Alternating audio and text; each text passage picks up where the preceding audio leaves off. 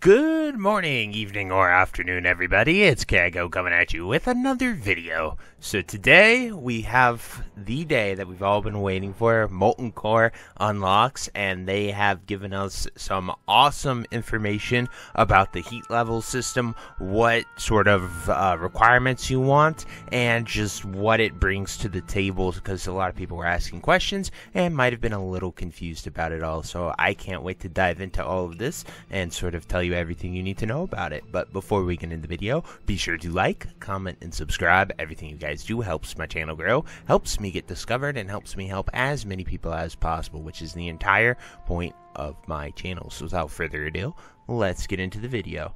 So I am going to switch it over here to the multiple blue posts that we have from the dev team to sort of discuss the Molten Core raid. So here we go.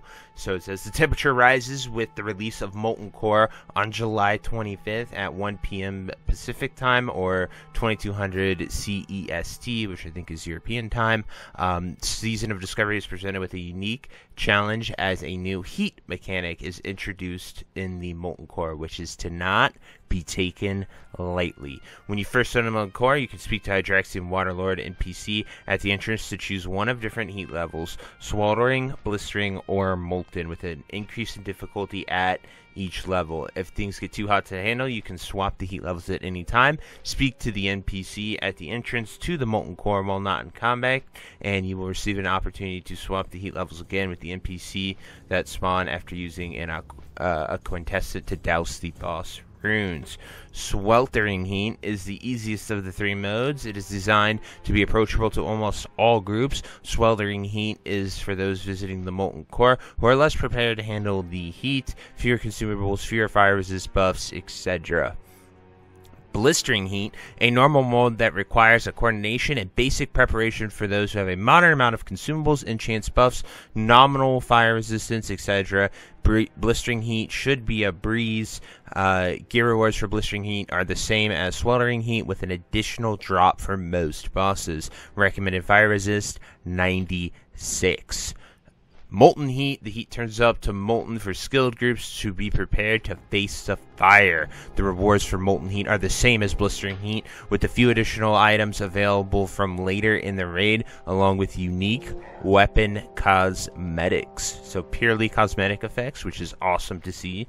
Recommended fire resist 226, so that's almost fire res cap to do Molten Core or Molten Heat 3. So can you handle the heat? So with each level comes increased difficulty with additional mechanics damage and an increased requirement for fire resistance. In the original WoW, resistance was often an inconsistent statistic. Sometimes you would fully resist all damage, sometimes you would resist none. Even with maximum fire resistance being worn, resistances still work this way. However, once you get to Blistering Heat or Molten Heat, those difficulties will require a certain amount of fire resist to progress consistently, and the required amount will increase between blistering and molten heat levels. This is an additional layer to have the usual have some resist gear and hope it saves your healers some mana mechanic from original WoW. Some of the mechanics could leave you burnt to a crisp if you don't meet the fire resistant requirements. So they're really hammering those levels of resistance, so making sure you have those is pretty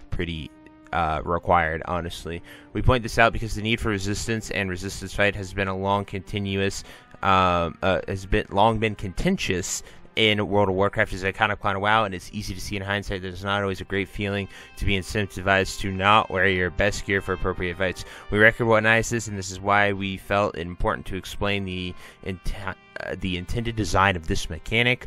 One of the most fun things and iconic things about Classic is preparation, or at all times over preparation for challenges, and the base game heavily rewards players for that preparation. So we want to use fire resistance to play up that aspect of raid preparation. So when you enter there, you may need to wear a few pieces to survive, etc.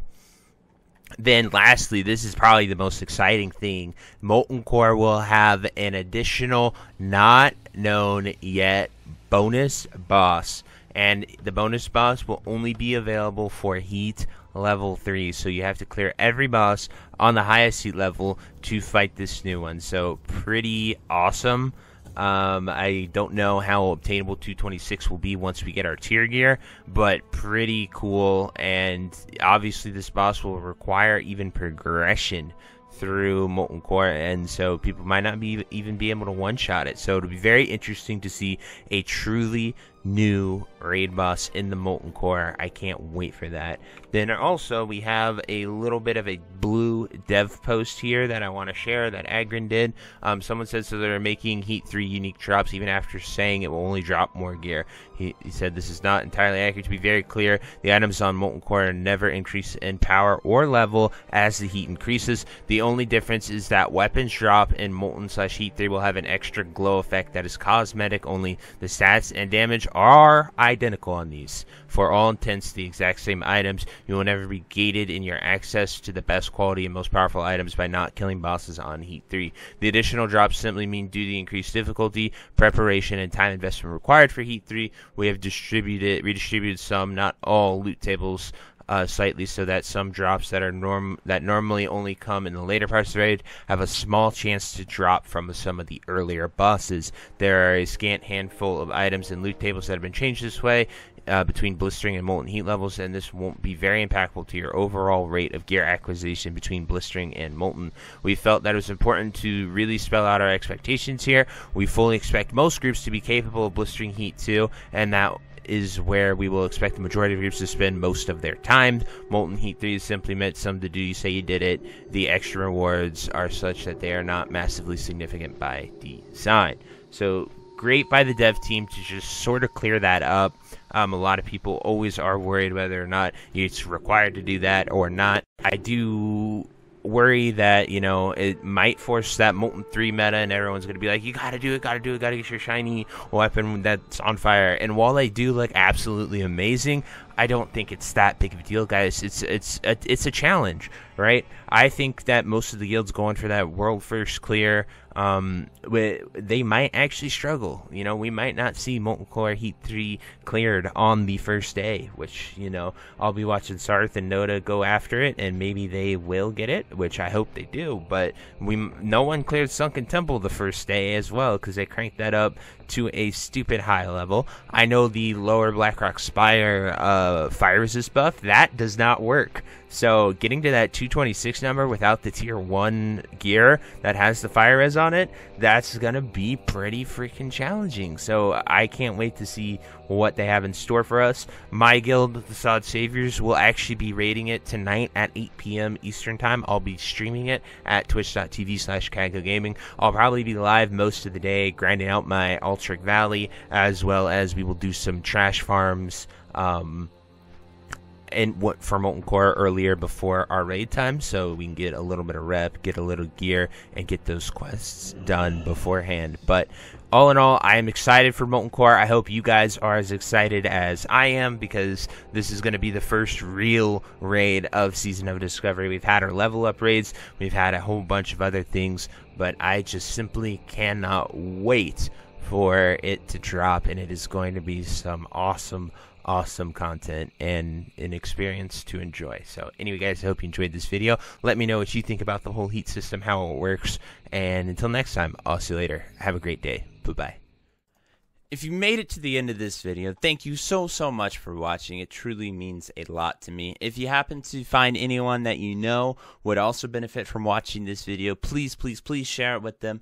It helps me out a ton and allows me to keep doing what I love every single day, and that is gaming and sort of helping people any way that I can.